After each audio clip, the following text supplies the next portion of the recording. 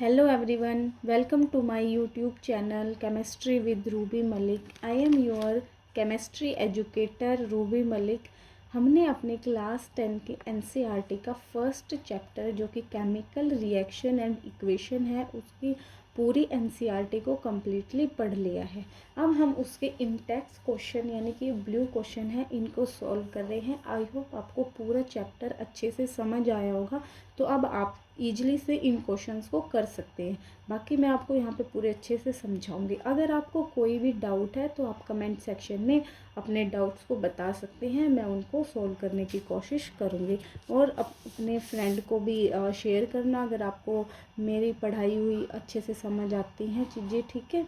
तो चलो हम स्टार्ट करते हैं। हमारा फर्स्ट क्वेश्चन है, why should A magnesium ribbon be cleaned before burning in air. कि हम एयर में उसको बर्न करने से पहले क्लीन क्यों करते हैं। आप देखो, जो मैग्नीशियम रिबन बहुत टाइम से रखा हुआ है एयर के अंदर, मतलब बाहर एनवायरनमेंट में है, तो उसके ऊपर तो कुछ इम्प्योरिटीज़ आ जाती है। इम्प्योरिटीज़ का मतलब ये नहीं है कि भाई बस उसमें डस्ट आएगी, ये सब आपको रिमूव करना है। उसके ऊपर ऑक्सीजन की एक लेयर आ जाती है जिसको हमें क्या करना होता है, हटाना होता है, क्योंकि वो हिंडर करेगा फिर उसकी बर्निंग में, और आप उसकी फ्लेम को, उसके फ्लेम के कलर को आप एग्जैक्टली क्या है सीन नहीं कर पाओगे, नहीं देख पाओगे। तो इसलिए आपको ज़रूरी हो जाता है कि आप उसको क्लीन करोगे बिफोर बर्निंग, ठीक है। हमारा नेक्स्ट क्वेश्चन है, आपको बोला गया है कि हाइड्रोजन, सेकंड क्वेश्चन में आपको बैलेंस करना है केमिकल इक्वेशन को प्लस क्लोरीन, जिससे आपको मिलना है हाइड्रोजन क्लोराइड, ठीक है। हाइड्रोजन मतलब आपको अब तो ये सिंबल भी लिखने आ गए होंगे, क्लोरीन मतलब Cl2 एंड हाइड्रोजन क्लोरीन का मतलब HCl। अब मैंने आपको इनको बैलेंस करने का एक तरीका सिखाया था कि आपको पहले क्या करना है, यहाँ पे लिखना है जो भी आपके एलिमेंट्स हैं, ठीक है।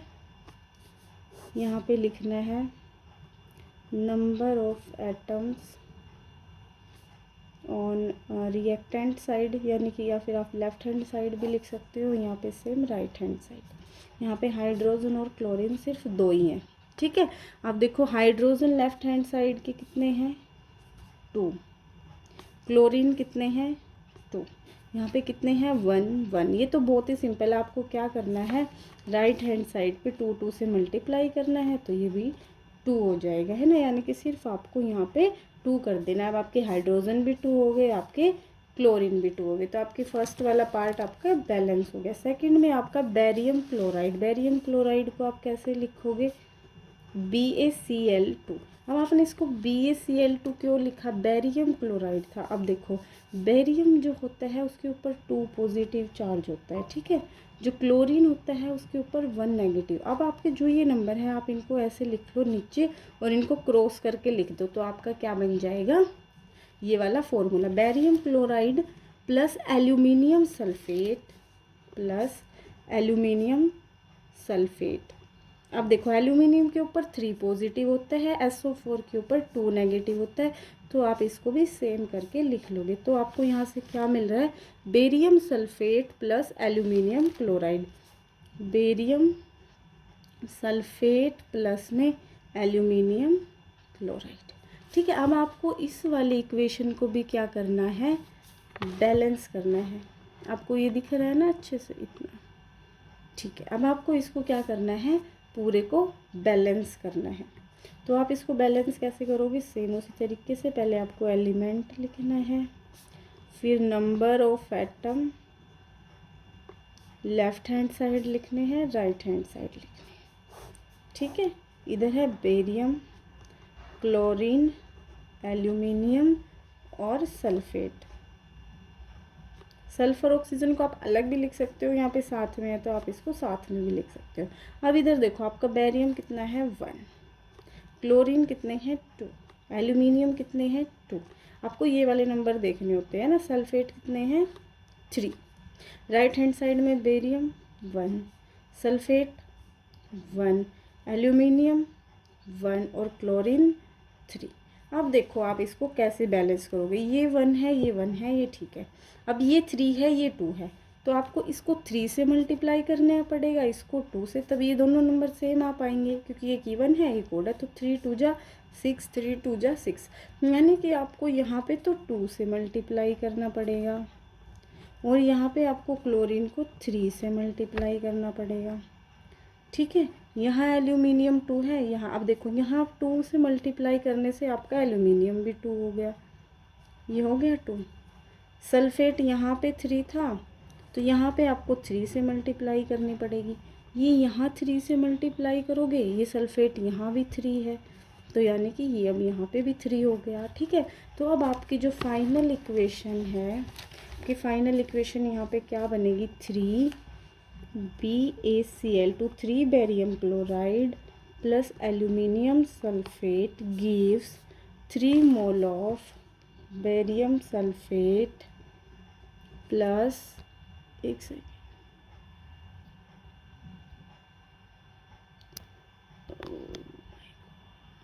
Barium sulphate plus 2 aluminium chloride. ठीक है, ये आपकी क्या आ गई, फाइनल बैलेंस्ड इक्वेशन। नेक्स्ट इसका थर्ड पार्ट है सोडियम प्लस वाटर, सोडियम मतलब Na प्लस वाटर मतलब H2O gives sodium hydroxide, sodium hydroxide होता है NaOH प्लस में हाइड्रोजन गैस H2। अब आपको यहाँ पे भी बैलेंसिंग करनी है। सिमिलरली आप देखो यहाँ पे क्या क्या है, Na है, हाइड्रोजन है, ऑक्सीजन है, left hand side right hand side, यहाँ पे 1 है, यहाँ पे भी सोडियम 1 है, यहाँ पे हाइड्रोजन 2 है, यहाँ पे हाइड्रोजन 3 है।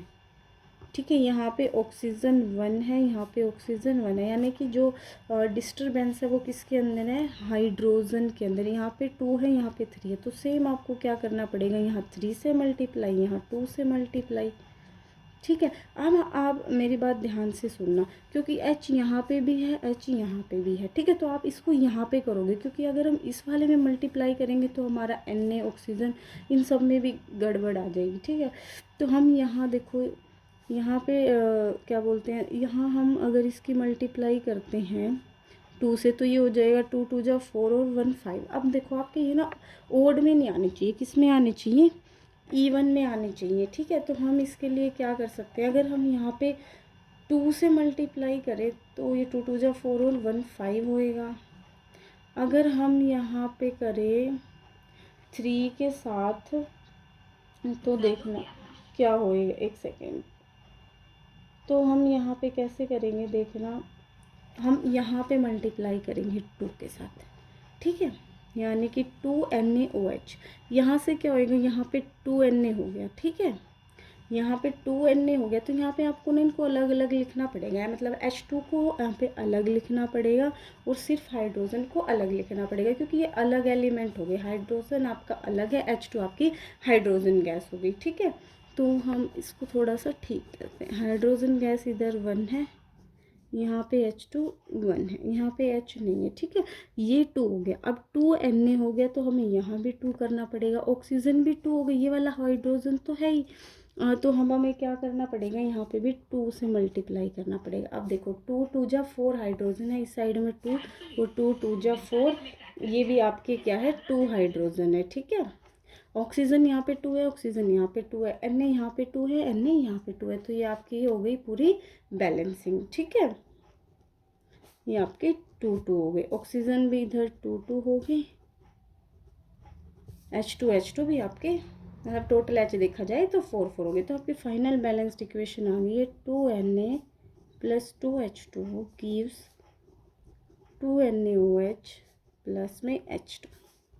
ठीक है, तो हमारा ये वाला क्वेश्चन भी सॉल्व हो गया। हमारा नेक्स्ट क्वेश्चन है, यहाँ पे भी आपको बैलेंस्ड इक्वेशन लिखनी है, स्टेट सिंबल फॉर द, और आपको यहाँ पे सिंबल में भी मतलब आपको एक क्या बोलते हैं वर्ड प्रॉब्लम में सोच लो आपको दे रखी है। तो यहाँ पे आपको दे रखा है solution of barium chloride and sodium sulphate in water react to give insoluble barium sulphate and the solution of sodium chloride. यानी कि आपको क्या क्या दिया है, आपको यहाँ पे दिया है बेरियम क्लोराइड, क्या दिया है, एक सेकेंड देखो यहाँ पे मैं आपको लिख के, बेरियम क्लोराइड, बेरियम क्लोराइड को आप कैसे लिखोगे, BaCl2 क्या हो गया, बेरियम क्लोराइड, प्लस में सोडियम सल्फेट यानी कि Na2SO4 gives barium sulphate. Barium sulphate हमने अभी अभी ऊपर भी लिखा था PaSO4 प्लस में सोडियम क्लोराइड यानी कि NaCl। अब आपको इसको खुद लिख के फिर आपको इसकी बैलेंसिंग भी करनी है, ठीक है। बैलेंसिंग करने के लिए आप सेम इधर एलिमेंट लिखोगे, यहाँ पे नंबर ऑफ एटम। अब मैं ये थोड़ा मतलब लिखना कम कर रही हूँ ताकि हमारा थोड़ा सा टाइम बचे, क्योंकि मैं आपको टेबल बनाने का फॉर्मेट एक बार बता चुकी हूँ, तो मैं अब इसको डायरेक्ट लिखा करूँगी, ठीक है। तो यहाँ पे आपके पास बेरियम है, क्लोरीन है, सोडियम है एंड सल्फेट है। देखो अगर हम इसको अलग अलग करेंगे ना तो हमारी बैलेंसिंग बहुत ही कॉम्प्लिकेट हो जाएगी, इसलिए हम सल्फेट को क्या करते हैं, एक साथ ही लिख देते हैं SO4। अब देखो बेरियम लेफ्ट हैंड साइड भी 1 है, राइट हैंड साइड भी 1 है। क्लोरीन यहाँ पे 2 है, क्लोरीन यहाँ पे 1 है। सोडियम यहाँ पे 2 है, सोडियम यहाँ पे 1 है। सल्फेट यहाँ पे भी 1 है, सल्फेट यहाँ पे भी 1 है। अब देखो बेरियम दोनों जगह 1 1 है, इसमें अभी आपको कोई चेंज नहीं करना। सल्फेट में भी अभी आपको कोई चेंज नहीं करना। वो जो चेंज होगा, क्योंकि आप जब किसी नंबर से मल्टीप्लाई करते हो ना तो दोनों चीज़ होती है, जैसे बेरियम भी सल्फेट भी, तो इसकी वजह से आपको इनमें चेंजेस करने पड़ते हैं।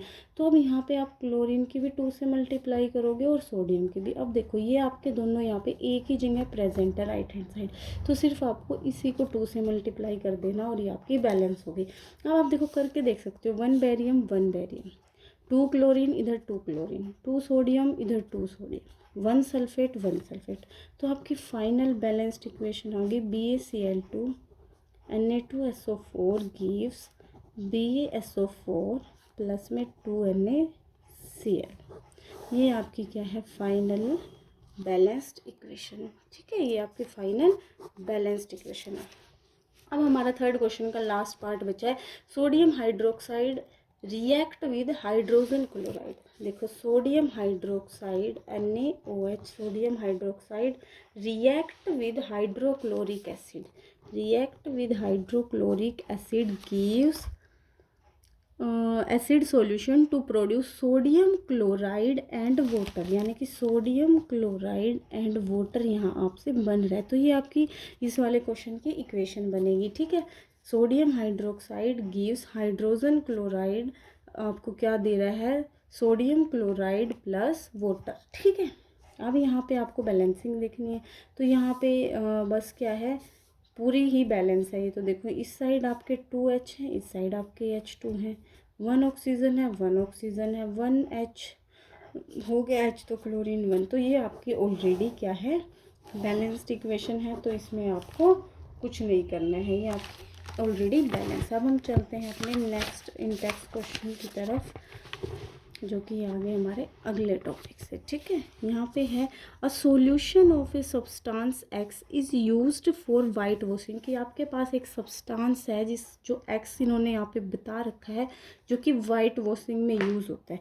आपको उस सब्सटेंस का नेम बताना है एंड उसका फॉर्मूला लिखना है। तो हमने ये अपना टॉपिक में पढ़ा था डिकम्पोजिशन रिएक्शन के अंदर भी। तो ये आपका कैल्शियम ऑक्साइड होता है। तो ये एक्स सब्सटेंस क्या होता है, कैल्शियम ऑक्साइड, जिसको हम क्विक लाइम भी बोलते हैं। ये आपका वाइट वॉशिंग के अंदर यूज़ होता है, ठीक है। ये हमारे फर्स्ट पार्ट का आंसर है। सेकंड पार्ट में आपसे क्या पूछा गया है, right the reaction of the substance x, की उस एक्स की जो आपका कैल्शियम ऑक्साइड आया है, ये जो एक्स आया है इसकी रिएक्शन आपको किसके साथ करनी है, वाटर के साथ रिएक्शन लिखनी है, ठीक है। यानी कि कैल्शियम ऑक्साइड की रिएक्शन आपको वाटर के साथ करनी है। तो क्या बनेगा, कैल्शियम हाइड्रोक्साइड CaOH का होल ट्वाइस आपका क्या बनेगा, कैल्शियम हाइड्रोक्साइड होल। हाँ, तो यही आपकी यहाँ पे क्या बनेगी, इक्वेशन बनेगी, ठीक है। कैल्शियम हाइड्रोक्साइड, ये आपका क्विक लाइम होता है, इसको हम सिलेक्ट लाइम भी बोलते हैं अगर मैं इसका नाम बताऊं। वैसे हम इसको कैल्शियम हाइड्रोक्साइड बोलते हैं। अगर हम इसकी बैलेंसिंग की बात करें, देखो 2 हाइड्रोजन है, इधर भी 2 हाइड्रोजन है, इधर 2 ऑक्सीजन है 2 ऑक्सीजन है, 1 कैल्शियम 1 कैल्शियम, और ये हमारी क्या है, बैलेंस्ड इक्वेशन है, ठीक है। नेक्स्ट क्वेश्चन में बता रखा है, y is amount of gas collected in one of the test tube in activity 1.7 double to the amount collected in the other name is gas। अब देखो आपके वहाँ पे आपने सेटअप किया था कि एक आपका हाइड्रोजन था, मैं आपको 1.7 एक्टिविटी ही दिखा देती हूँ, ये वाली आपकी 1.7 एक्टिविटी है, ठीक है। अब आपका यहाँ पे एनोड के ऊपर कौन थी, ऑक्सीजन गैस थी, कैथोड के ऊपर कौन सी थी, हाइड्रोजन गैस थी। तो यहाँ पे ये पूछा गया है कि आपके यहाँ पे एक रिएक्शन दूसरी से डबल क्यों है। तो यहाँ पे क्या हो रहा है, इलेक्ट्रोलाइज हो रहा है टू गिव आपको H2 गैस मिल रही है एट 1 इलेक्ट्रोड। वो भी मैंने आपको बता दिया है कि ऑक्सीजन एनोड पे मिलेगी, हाइड्रोजन कैथोड पे मिलेगी। तो यहाँ पे क्या होता है, जो हाइड्रोजन गैस है उसके 2 मोलिक्यूल्स हैं। हाइड्रोजन गैस H2O से बनता है ना आपका, देखो मैं इस पे लिख के दिखाती हूँ, H2O। इसमें आपके पास हाइड्रोजन के 2 होते हैं मोलिक्यूल्स और ऑक्सीजन का 1 मोलिक्यूल होता है। तो इसीलिए यहाँ पे क्या होता है, अमाउंट ऑफ जो हाइड्रोजन गैस है वो क्या मिलती है आपको, डबल मिलती है देन द ऑक्सीजन गैस, क्योंकि इसके पास क्या है 2 मोलिक्यूल है। यही आपको यहाँ पे इस क्वेश्चन में आपसे पूछा गया था, ठीक है। आई होप आपको ये अच्छे से समझ आ रहा है। अब हम चलते हैं नेक्स्ट क्वेश्चन की तरफ। ये रहे हमारे नेक्स्ट क्वेश्चन। यहाँ पे पूछा गया है, why does the colour of copper sulphate solution change when an iron nail is dipped in it. यानी कि देखो कॉपर सल्फेट में आयरन की नेल, ये हमारी ये वाली रिएक्शन, आपने आयरन की नेल ली, आपने इसको कॉपर सल्फेट के अंदर डिज़ोल्व किया, तो आपने देखा होगा कॉपर सल्फेट का कलर ब्लू था। आयरन की जो आपने नेल ली थी वो कैसे कलर की थी,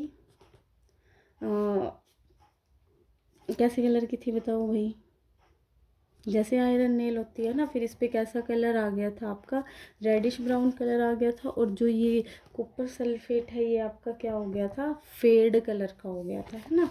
अब यहाँ से पूछा गया है कि आयरन वाई डज द, क्यों कलर चेंज होता है। अब यहाँ पे क्या होता है, जो Fe होता है ना वो होता है कॉपर से मोर रिएक्टिव। आयरन यहाँ पे क्या होता है, more reactive element than copper, ठीक है। तो ये क्या करता है, इसको डिस्प्लेस करके क्या बना लेता है, फेरस सल्फेट बना लेता है। देखो मैं आपको ये एक्टिविटी दिखाती हूँ, हमने ये पढ़ी थी, इसका कलर चेंज होके ग्रीन हो गया था, है ना।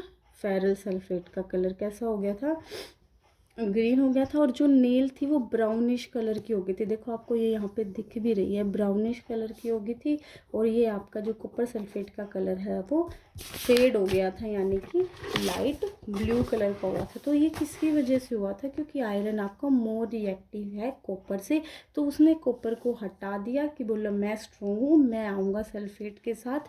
तो इसने यहाँ पे खुद रिएक्ट कर लिया कॉपर को डिस्प्लेस करके, और इसलिए इस रिएक्शन का नाम डिस्प्लेसमेंट रिएक्शन भी, और यहाँ से निकल जाएगा कॉपर, ठीक है। तो क्या इसका आंसर क्या आएगा कि आयरन मोर रिएक्टिव होने की वजह से कॉपर को क्या कर देता है, डिस्प्लेस।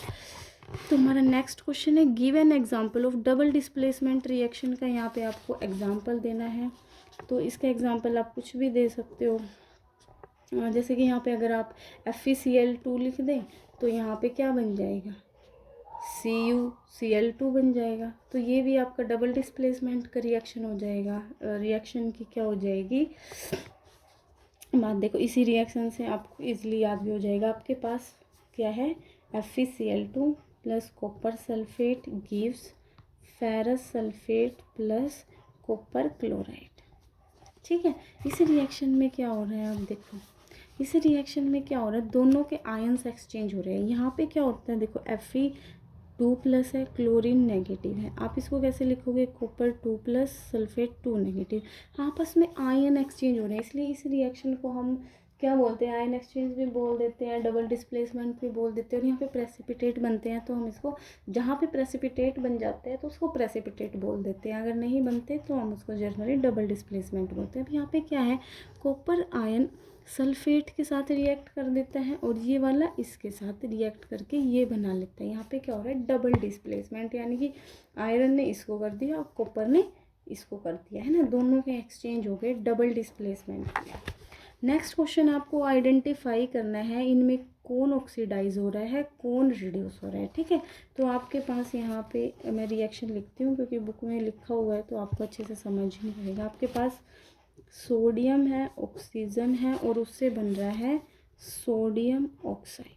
अब आप देखो यहाँ सोडियम अकेला है, सोडियम में ऑक्सीजन ऐड हो रहा है। हमने पढ़ा था एडिशन ऑफ ऑक्सीजन या और removal of hydrogen is called oxidation, यानी कि सोडियम यहाँ पे क्या हो रहा है, ऑक्सीडाइज हो रहा है। तो यानी कि O2 का क्या हो रहा होगा, रिडक्शन है ना। तो यहाँ पे क्या होगा, Na is oxidise to Na2O and O2 is getting reduce. तो यहाँ पे आपको इतना ही बताना था। ये क्या आपका फर्स्ट पार्ट। सेकेंड पार्ट में आपसे क्या पूछा गया है, यहाँ पे आपको कॉपर ऑक्साइड दे रखा है plus hydrogen gas gives copper plus H2O। अब यहाँ से देखो कॉपर ऑक्साइड से कॉपर बन रहा है, यानी कि ऑक्सीजन का रिमूवल हो रहा है। तो यहाँ पे क्या हो रही है, रिडक्शन। और मैंने आपको एक बात भी बताई थी, जिसका ऑक्सीडेशन हो रहा है, जो ऑक्सीडाइज हो रहा है, उसको हम क्या बोलेंगे, रिड्यूसिंग एजेंट। तो यहाँ पे रिड्यूसिंग एजेंट कौन हो गया, सोडियम, ठीक है। अब कॉपर ऑक्साइड से ऑक्सीजन रिमूव हो रहा है, हम इसको क्या बोलेंगे, रिडक्शन हो रही है। हाइड्रोजन के अंदर ऑक्सीजन ऐड हो रही है तो हम इसको क्या बोलेंगे, ऑक्सीडेशन। और जिस रिएक्शन के अंदर ये दोनों प्रोसेस होते हैं उसको हम क्या बोलते हैं, रिडॉक्स रिएक्शन, ठीक है। हालांकि हमसे क्वेश्चन में पूछा गया था कि कौन ऑक्सीडाइज हो रहा है और कौन रिड्यूस हो रहा है। तो यहाँ पे कॉपर ऑक्साइड रिड्यूस हो रहा है और हाइड्रोजन ऑक्सीडाइज हो रहा है। आई होप आपको ये सारे आपके इंटेक्स क्वेश्चन समझ आए होंगे, ठीक है। हम अब मिलते हैं अपनी, क्योंकि ऐसे में ये वाली वीडियो ना बहुत लंबी हो जाती है ना, कॉपी पेन में करने वाली। तो हम अब बच गई हमारी एक्सरसाइज, वो हम अपनी नेक्स्ट वीडियो के अंदर पार्ट करके करेंगे, क्योंकि जिससे बच्चों को भी बर्डन ना लगे कि एक इतनी लंबी चौड़ी वीडियो आपको देखनी पड़ रही है ना। तो हमारे इसके ब्लू क्वेश्चंस कंप्लीट हो गए हैं, आप इनको अच्छे से करना। NCERT के क्वेश्चंस भी इनसे जैसे ही रिलेटेड है, मैं उनको भी आपको कराऊंगी पूरा NCERT एक्सरसाइज का सॉल्यूशन भी। जब तक आप इनकी प्रैक्टिस अच्छे से करिए, जो आपको डाउट आए तो आप कमेंट सेक्शन में बताएं। आई होप आपको मेरे समझाया हुआ अच्छे से समझ आता होगा। Thank you.